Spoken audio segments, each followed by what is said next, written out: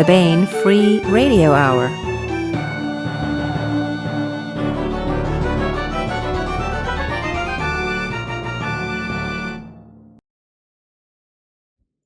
Welcome to the Baen Free Radio Hour. It's a pleasure to have you along.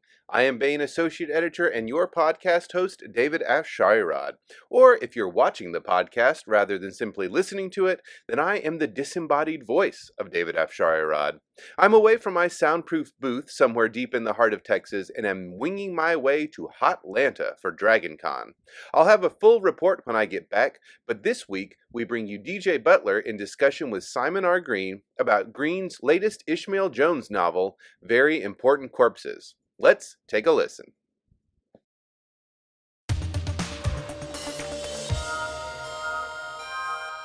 Hello and welcome. This is DJ Dave Butler. I'm here with Simon R. Green to talk about his novel, Very Important Corpses. It's out now. We're excited to be able to bring this to U.S. readers. It's out now in the U.S. in trade paperback format and all your favorite ebook formats, DRM free when you buy them at Baen.com, as always, of course. Simon, welcome to the podcast. Great to be here. Now, this is my second Ishmael Jones novel, but we're going to make no assumptions about the reader. So let's talk about the series a little bit here first. Tell us who is Ishmael Jones, at least as far as he knows at this point in the story. Okay, let's start this way. Once upon a time, a star fell from the heavens and landed in an English field. Or to put it another way, an alien starship came howling in from the outer dark with its superstructure on fire and crashed in an English field. Now, the impact killed most of the crew except one. The transformation machines rewrote the alien to make him human, right down to his DNA, so he could move among us and not be noticed until help arrived. Unfortunately, the transformation machines were damaged in the crash, and they wiped all knowledge of who and what he was before he was human. And that's our hero, Ishmael Jones. He has no memory of anything. His first memory is as an adult stumbling across a field. By the time he's got his head together, he doesn't even remember where he first found himself. And he might have thought, these vague ideas that he used to be an alien were just a delusion, except that he hasn't aged a day since 1963. Now, he spent most of his life working for various undercover organizations, trying not to be noticed, and he's learned to specialize in investigating cases of the weird and uncanny. These days, he works for the Organization, a group so secret that Ishmael doesn't even know who they are or what they do. But they send him out to investigate strange occurrences and solve the occasional murder. And as long as they keep hiding him, he's quite happy to go on working for them. And that's our hero.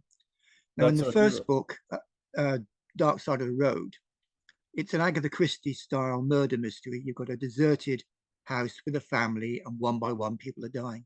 And in it, he meets Penny Belcourt, who becomes the love of his life and his partner in crimes. And together, the two of them are working together for the organization, solving mysteries. Fantastic. And Simon is physically physically just looks ordinary, even maybe forgettable. That's the idea. He moves among us. He looks like one of us. Like I said, he has to keep moving on. He has to keep changing his background, his identity, because he doesn't age, which is why he works for these subterranean organizations, because in today's increasing surveillance culture, they are the only people who can hide him well enough for him to stay off the radar. He has a continuing fear that, if they ever find out who and what he is, he'll end up on somebody's dissecting table. Yeah. He's inside though. So he's no one to notice, but we presume because he's not human, he's got some extraordinary abilities, right? His senses are sharper than human. He can see, hear, and smell things that we can't. he can take more punishment. The one clear physical difference, his blood is golden. Yeah. Yeah, his senses are so sharp. I mean, he in this book he basically is the hound dog when one is required, right? And he go into a crime scene and sort of smell, you know, the prior presence of other characters. Exactly. It's one of the things that gives him an edge. Right. Ishmael is an outsider. Even though he's lived among us all these years, he isn't human. And he still has problems sometimes with people skills. That's where Penny comes in. She grounds him. She provides that human insight that he still sometimes lack. What he brings to it are the extra senses, the ability to see things from outside that perhaps we would miss. But he is still one of us in the sense he thinks and feels like one of us. Yeah. And he And still he, loves Penny very much. yeah, and I want to come to that in a minute. There's a sort of a poignant moment around, kind of touching on that point in the story. But he's like, it's his other senses too, right? His vision is so sharp. At one point, there's a discussion about in the right circumstances, he can see fingerprints, right? Exactly. But he's also physically very, he's very strong. He doesn't fight with he doesn't carry a gun. And why does he tell people he doesn't carry a gun? Ishmael always says that if you've got a gun, your first instinct is to use it. He's an undercover agent. His job is not to be noticed. His basic intent is always to go in, solve a problem, get out, and no one ever knows he was there. And also, I think it's that thing that because he lives among us and he's not one of us, he doesn't have our instinct to solve things with weapons. That's something that he's missing. He's always trying to see the other person's point of view. He's always trying to work out the best way of doing things with the least harm. Yeah. And he has the luxury in some sense of being able to do this because he's also physically very powerful. We see much bigger, apparently stronger foes in this book and others who go to punch him, for example, and find that he's essentially immovable. Oh yeah. One of my favorite bits I've used in other novels is that someone will throw a punch and he just grabs it in midair and stops it dead. Yeah. If you can do that, people think very hard about a second punch.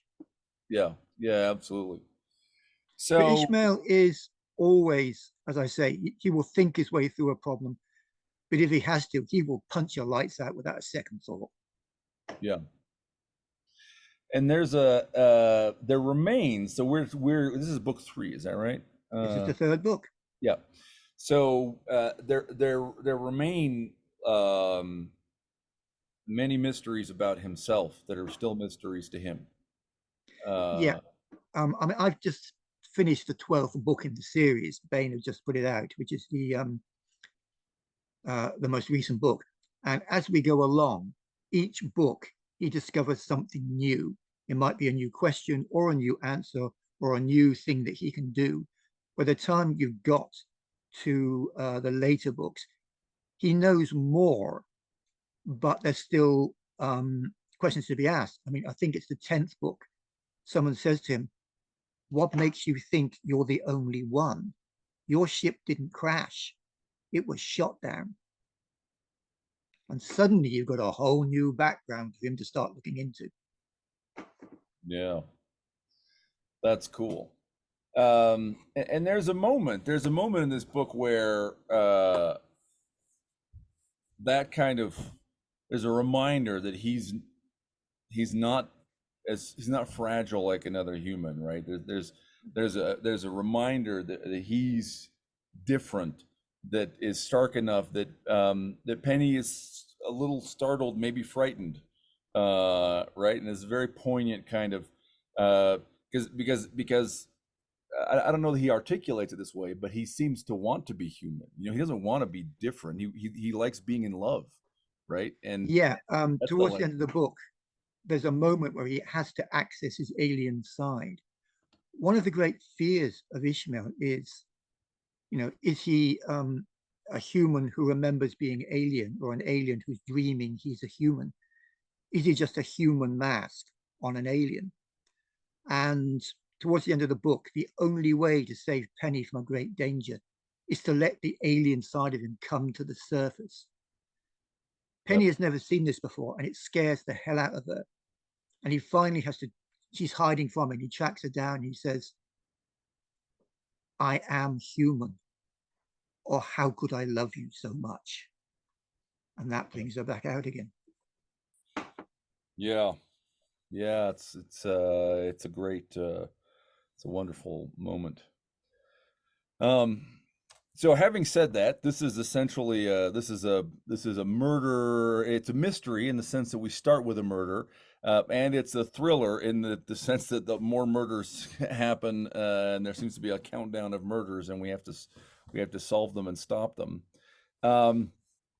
So we see Penny and Ishmael in the Scottish Highlands, up on the shores of Loch Ness, which is a very interesting setting.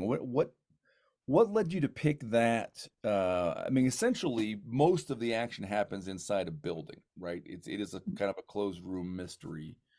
Why pick the Scottish Highlands?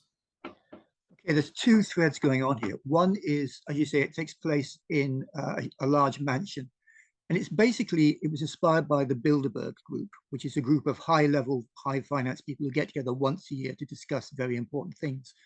I thought I'd like to do my version of that. So I came up with the Baphamet Group, who are concerned with security issues rather than economics.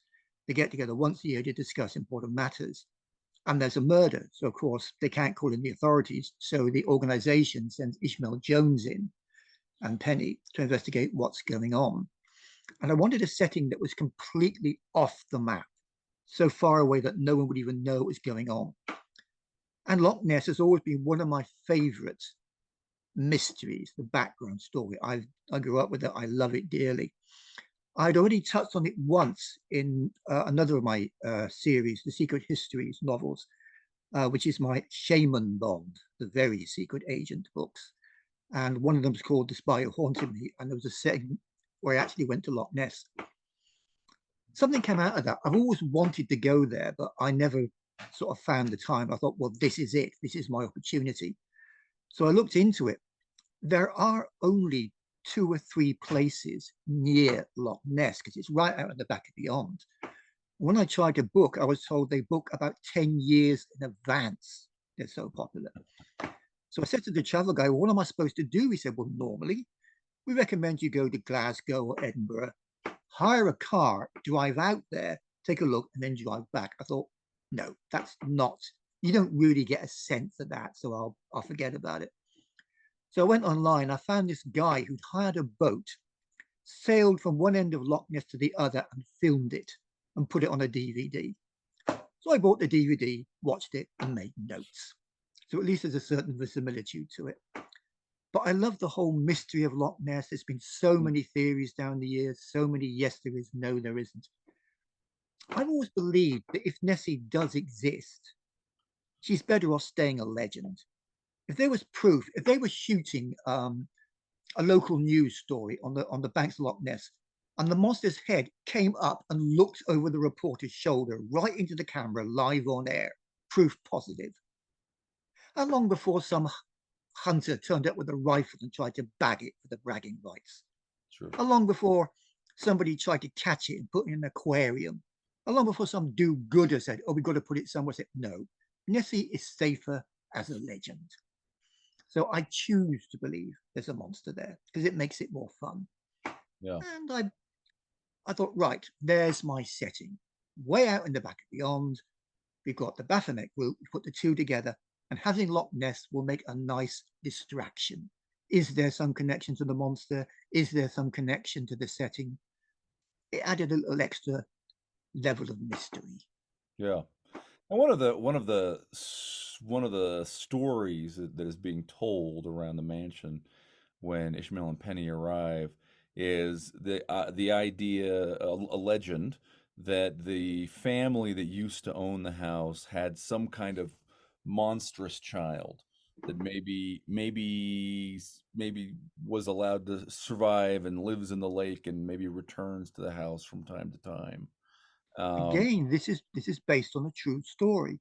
Yeah. There is a castle in Scotland that's linked to the royal family, that they stayed there several times down the generations. And there was a legend that a child was born there, which was hideously malformed. It was the firstborn and was supposed to inherit. Of course, it couldn't. So they just literally locked it in a room and waited for it to die. But it wouldn't die. And the legend was that hundreds of years later, it's still there, locked in its room. And the story went that this is the 1920s, I think I'm right in saying. There was a big party going on with all the bright young things of the day. And they said, let's find this missing room. So they went to every room in the house, put a towel out the window, and they went outside to look for a window with no towel hanging out. And there were 3. At which point the host came back, blew his top big time, kicked them all out, and nobody was allowed back for about 20 years. That's the story. So again, as most work writers do, you steal from the best and call it research. And I took that idea that there was this creature in Coronach House. Coronach is an old Scottish legend for a dirge, a lament, a sad song. That there was a creature in this house. And again, it adds this extra level. Is this connected to what's going on? Or is the murderer using the story as a distraction so you won't understand what he's really about? Yeah. Never trust my stories. There's always levels going on. Yeah, well, let's poke at a couple more of those levels, because I love them. So Baphamet, and you talk about this in the text, so a reader, right? But that's a real world name. Also, where does the name Baphamet come from? This comes from the Knight Templars, who used to have their base in the island of Malta. They were a very charity-minded group of Christian knights. However, they made the mistake of basically lending a lot of money to various kings and then making the mistake of asking for it back at some point. They were slandered as devil worshippers. It was said there was a labyrinth under the island of Malta where the Knights Templars worshipped a demon called Baphamet. And I've made it my, shall we say, little tribute in many of my books to say, hey, there is a Baphamet, but he wasn't a bad guy. So you've got Saint Baphamet's this and Baphamet's church and Baphamet Group. So he pops up in many of my books. That's fun. Especially never be owed money by Philippe le Bel of France, right? King Philippe. Or even worse, James II of England, who was a complete swine. Read up on the guy sometime. What he did to the Jews in London, it's still one of the huge crimes of English history. Yeah, for sure. So that's like 1309 or something, right? Jacques de Molay, the last Templar Grand Master, is burned at the stake. They were wiped out almost to a man. They exist mainly as a legend now rather than history. And it's a wonderful legend because it's generated a lot of literature, right? Something like Umberto Eco's Name of the Rose is all about the Templars, but also a lot of kind of fringe history, right? People, I'm not even remembering, I forget the titles now. There's some famous books proposing that the Templars, were guardians of the literal descendants of Jesus Christ, who were the Merovingian kings of France, or right, like Dan Brown kind Pretty of. Pretty much every stuff. legend you can think of was connected to Knights Templar. The Merovingian bloodline, the Holy Grail, the severed head of John the Baptist that would speak prophecy. They were all linked. It's basically because it was such a big story at the time, every legend got linked to it at some time or another. Which for people like, writers like us means great. We've got something we can use here. It's hard to beat the real world. The real world has a lot of crazy stuff in it. Oh, the world is stranger than my books will ever be. Yeah. So the Baphamet Group, there's all this great resonance, secret societies, the great and powerful. Ooh, are they evil? Right. The other or an other allusion or reference you make And this is sort of part of the setting too, is Aleister Crowley had a house up there in the Lochs very famously Yeah, back in that was a house called Boleskine, right on yeah the bank of Loch Ness, which 30s was and later 40s, lived something in like that. by a member of Led Zeppelin. Yes, that's right. Aleister Crowley is one of the great mysteries of England. He was a self-proclaimed great beast, most evil man in the world. And the more you read about him, the more fascinating he becomes. In the First World War, he lived in New York writing anti-British propaganda for the Germans. And later in the 30s, was proved to be a double agent working for British intelligence at the time. And we know this because in the Second World War, he joined British Secret Service and worked for them. And his boss was Ian Fleming, writer of the James Bond books. And Ian Fleming went on record to say that the bad guy in his first novel, Casino Royale, was based on Aleister Crowley. So the connections you make once you start digging into this guy make him great fun. I've referenced him in various books of mine as the character Crow Lee, who comes to a terrible end in the Secret History books. But I like, again, he's one of these, I like to dot them around in the background. So he's there to have fun with. But again, he's linked to Loch Ness. He's supposed to have performed a particular magical working, the Crimson or Scarlet Lady working, which backfired on him horrendously and destroyed him as a master of ceremonial magic. And when, I forget who it was in Led Zeppelin, I'm trying to think. I It don't might have been Robert Plant. Whoever it was, they did say they lived there for about 6 months and then had to leave because they said, man, the vibes were not mellow. And he departed at haste. I think it burned down some decades ago, and probably for the best. Yeah. But it adds this great ambiance, right, to very Yeah. important corpses. All right. So Ishmael and Penny are basically up in the Highlands. They meet the colonel, who's their sort of case officer with the organization, capital O. He's the middleman. He's the only contact they have with the organization. The organization gives the colonel his orders. The colonel gives Ishmael and Penny their marching orders. So he's the only contact they've got.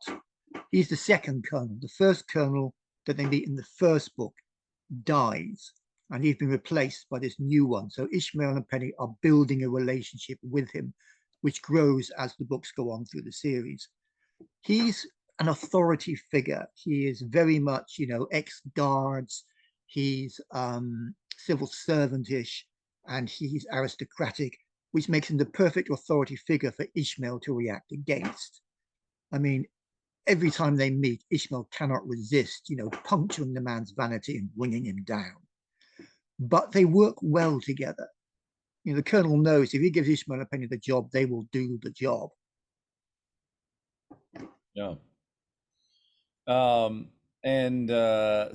what's the setup, right? So there was previously, so the Baphamet Group, it's 12 heads of big commercial concerns / wealthy families. Yeah. And they meet once a year to discuss security issues and kind of secret masters of the universe, WEF, Bilderberg kind of. That's the idea. Thing. But we know, or we think we know, or we hear two things going in, right? One is that there's been a murder that precipitates this, right? And who's been murdered and what do we know about it? It's interesting. The organization have already sent an agent in to investigate this first murder. And the investigator has been murdered. That's why they turned to Ishmael and Penny, because they are the best operatives the operate has.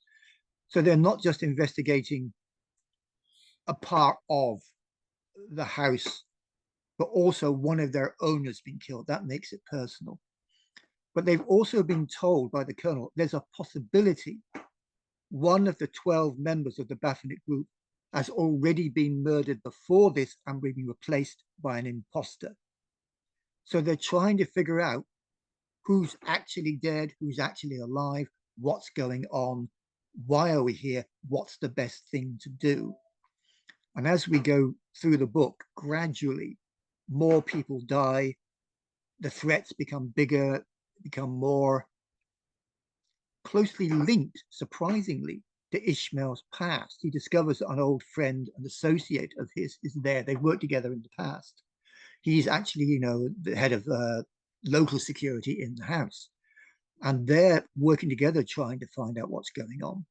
Yeah. And gradually realizing that they have different end games in sight. They're not working towards the same end. And they're gradually discovering, although they're old friends, old colleagues, they can't trust each other anymore. Yeah. Again, another level. Yeah. Christopher Baen is the character, and there's a moment where he sort of tries to offer like a truce, right? Ishmael, you can get out now.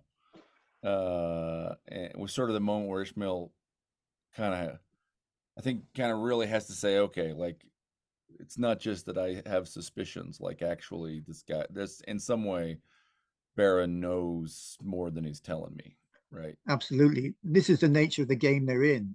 Agents always know more than they tell other people. And you have to work out who's on whose side, what end are they working towards. And even though Ishmael knows this guy really well and likes him, this growing sense of I cannot trust him is pushing them apart. Yeah. Yeah. And that gives one of the kind of subplots that gives texture to the story, is that sort of the collegial relationship that is sort of starts tense, but right, can it survive, or what will it look like by the end of the book? Oh yeah. Yeah. So I love the setup because, like, on the one hand, right, it's there's all this kind of like esoteric kind of like, occult echoes, and then on the other hand, there's all the like conspiracy theorist, UFO, world government, right? And it just does them both. And it's I don't have a question really, Simon. I enjoy the aesthetic. Kudos to you for pulling it off so well. Thank you. The point of it is to work, as the reader goes through, it's trying to work out what story am I actually following here? What's relevant? Which parts of all the various things going on are actually a part of the murder mystery? What should I be following? And of course, Ishmael and Penny are right there in the middle of it, and they're the ones sorting out this matters, this doesn't matter, this matters, but not for now. And gradually, as you go through the book, various people are uncovered to be not who they think they are. There's certain members in the 12 have their own agendas, which we gradually uncover as we go through. There's a reporter, an investigative reporter, who's actually masquerading as somebody in the house who has to be uncovered. And of course, once all these things start coming to light, it's like, who can you trust? What can you trust? And it's down to Ishmael and Penny to say, this is fact, this is what we follow. And they pursue it right to the end. And of course, at the end of the book, they know the truth and they have solved the mystery. No. One of the things I liked working with, there's some background characters I had fun with, that the 12, basically to keep themselves amused when they're not discussing the ways of the world, they've brought a number of professional sex escorts with them. Yes. We're basically just sitting around in their own private bar, just waiting to be called on duty. And of course, they have to be interrogated by Ishmael and Penny. And I have more fun writing those scenes than anything else in the book, I think. Particularly one of them is a character in it called Scarlett. She's popped up in various books, various series that I've written. I've always said, perhaps the best known of my series is the Nightside books. And it's based on the time when I was a student back in the 70s. I was in London. I spent a lot of time in Soho. And it's based on things I saw, people I knew, and all the rest of it. Scarlet is based on an actual working girl I knew back in those days. And she pops up in various guises throughout my books. Probably the best way to, you can find a short story of mine called Street Wizard, which is a one-off, and it's actually set in Soho, and it's based on real people, real settings, real locations. And she's in that, where she's just called Red, because you can guess why, because she had bright red hair, of course. Yeah. And there's a wonderful bit at the end, when he says, look, all this horrible stuff you see every day and all the people you have to deal with, why don't you get out and do something else? And she says, the famous line, what, leave show business? So Scarlett's in there, and she's great fun. Does the real person know that she showed up in your stories? Oh, I have not seen her since the 70s. I like to think she's out there. She probably married a minor aristocrat somewhere. I like to think. Yeah. But no, Hope she that came was a to live it long in. time ago. Yeah. How fun. How interesting. You see, I went to Soho originally. We're talking 73, 76. I went in there to find what was the very first specialist science fiction bookshop in Britain. It was down Berwick Street off Oxford Street. It was called Dark They Were and Golden Eyed, after a Ray Bradbury story. And it was the very first one. I went in there. They had books, comics, magazines from America. They had fanzines. They had all kinds of weird and wonderful stuff I never even knew existed before. But to get to it, you had to go right into the heart of Soho, where there's working girls leaning out a window saying, come on, darling, we'll show you what to do with it. And I was a student. I was like 18 years old. I'm blushing bright red, and I'm going, leave me alone. I've got no money. After that, they left me alone. I was invisible. But it was a wonderful, sleazy place, all kinds of trouble to get into if you went looking for it. And of course, I did at that age. But Dark They Were is why I went in there, and it was a wonderful place. This is years before Forbidden Planet. Yeah, true. So that's what took me in there. But it was like finding a whole new world. That's fantastic. And so we see it here in so we have several groups of people, right? There's the staff, the ordinary staff, who pretty quickly barricade themselves in a room and don't want to. Once more bodies start hitting the floor, they basically hunker down and demand to be left alone. And the major domo is a woman, surprisingly. And I love the fact, again, she's an authority figure like the Colonel for Ishmael to react against. But she's the one who basically knows everything that's going on, because she works with everyone above stairs, below stairs. Mm-hmm. And she turns out to have a major role in what's really going on. And of course, Ishmael has to peel away the layers of the onion to get to the center and find out what's really going on. Yeah. Servants know everything. Yeah. And that's just to unpack that phrase, above stairs, below stairs. Above stairs, you're talking about the guests in the household, right? And below stairs are the servants. Exactly. Upstairs, downstairs. You probably remember that. Yeah. A very famous television show. Yeah, Downton Abbey is the modern equivalent. Absolutely. I actually lived in the UK for a few years, but it's a very colorful phrase. I just want to unpack it in case anyone's not familiar. Okay, and we have the escorts who hang around the bar unless and until they're summoned. We have the 12, and we never learn. I think right to the end, we never learn any of their actual names. They don't know. They themselves don't know who they actually are. They have the months of the year as code names, and as one grows old and dies, somebody else will move in and take over that month as the identity. It's important to them that it enables them to have a distance to look at the material they're talking about and not let personalities get in the way, or so they think. But as we dig deeper into the mystery, it gradually becomes clear that it's not helping, that it's not distancing them from the material, but only from each other. And inevitably, when you do that, people will start to connect with each other behind the scenes for their own reasons. And that's when it hits the fan, and it hits the fan so hard, it breaks the fan. Yeah. Were any of these people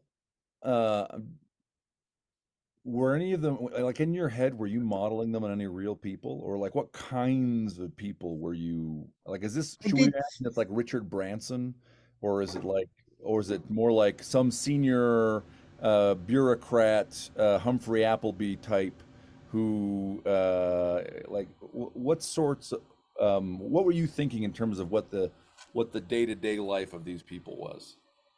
I did some reading on the Bilderberg Group, and it comes down to you can find as many opinions as you want.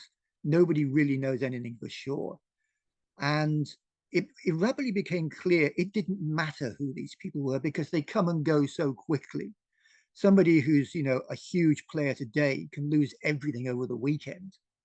So I decided very quickly not to base any one person on any one real person, but to take a bit here and a bit there and sort of like point in like, it's this kind of person. And you can't always be sure. I mean, you look at Elon Musk at the moment. I mean, I always thought he was like one of us because he was into science fiction and he had his own rockets and the rest of it. And then he took over Twitter. And we all took one look and went, oh dear, something, the wheels have come off the wagon big time here. So, if I'd been writing about him 5 years ago, I would have had one view. If I was writing about him now, I'd have a whole different view.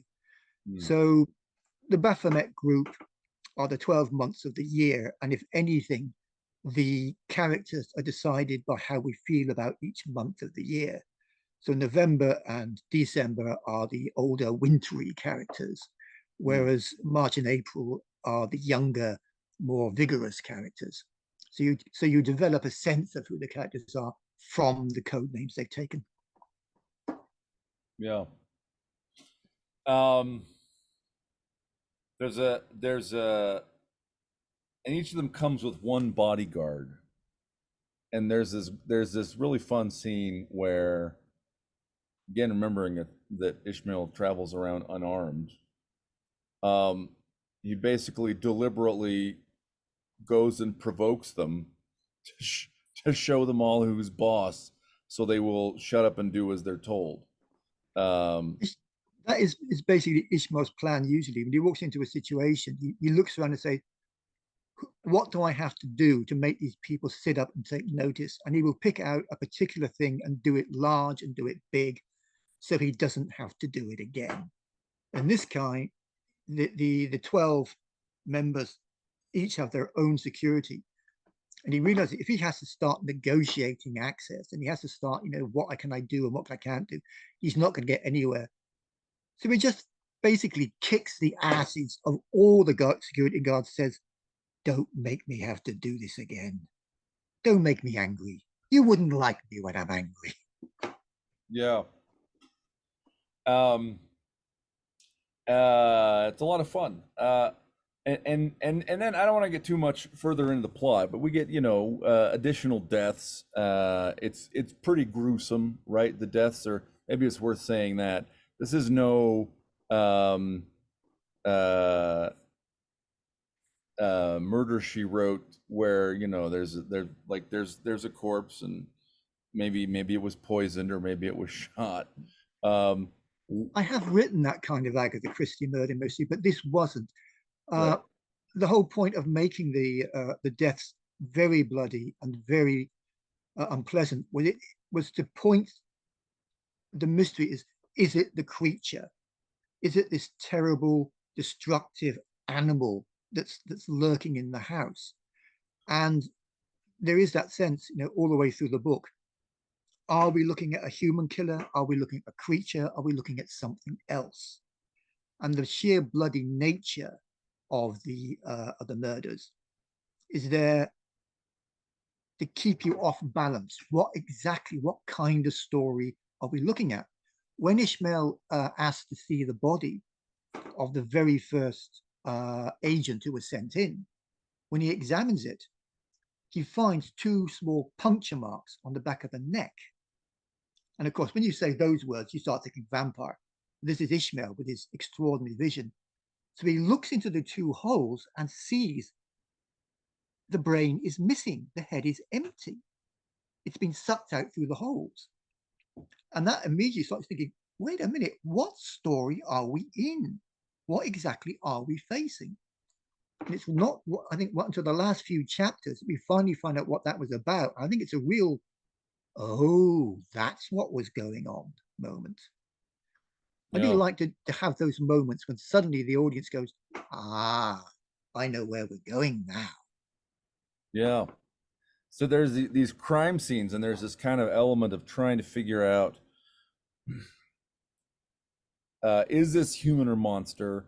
But also, how much of what we're looking at is the result of the nature of the killing, and how much of it is deliberately trying to throw us off, or is some kind of a theater or a mask? Exactly. Um, And one of the and things I like to do is, yes, these are horrific deaths, and yes, terrible things have happened. But I always still I try to find humor in the situation, so that you can step back and take it in the stride. There's a moment when Ishmael is investigating that first murdered agent. He sees the two holes at the back of his neck, and he pushes his finger into one of the holes, like you kind of do, and then discovers his finger is stuck, and he can't get it out. And there's a certain amount of everybody standing around looking embarrassed as he has to wrestle his finger out of the hole in the back of the neck. And that kind of takes the edge off the moment. You're not quite as freaked out as you were before. And it helps to make, I think, Ishmael look a little bit more human. yeah, his finger comes out with a big sucking pop sound. Yep. And Penny is standing there with her hands over her face going, oh, God, I can't believe you just did that. All right. Well, a lot of fun. What haven't we talked about that we ought to touch on in the series or in this book? I'd say one more thing. I said earlier on that Ishmael, throughout all the books, has no memory of who and what he used to be before he was human.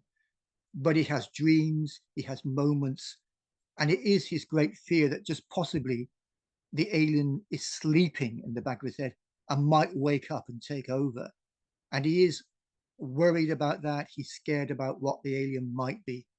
So when he is forced to let that part of him come to the surface, because it's the only way he can save Penny, and the alien comes out and it acts in a humane way.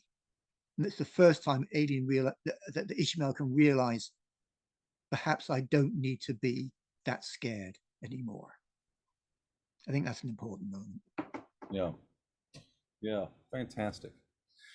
Well, the book is Very Important Corpses, out now in trade paperback and ebook format. It's book 3, and you just finished book 12. So Yep. we should be seeing the Baen editions, I think, in pretty regular cadence, just coming out until we catch up to you, I think is the plan. That's the plan, I'm told. Yeah, Tony fantastic. seems a big fan. She's made a point of saying that she actually enjoys these books, which is always a good thing to hear from the editor. Yeah, it really is. Fantastic. Simon, thank you very much for joining us. Always good to talk to you.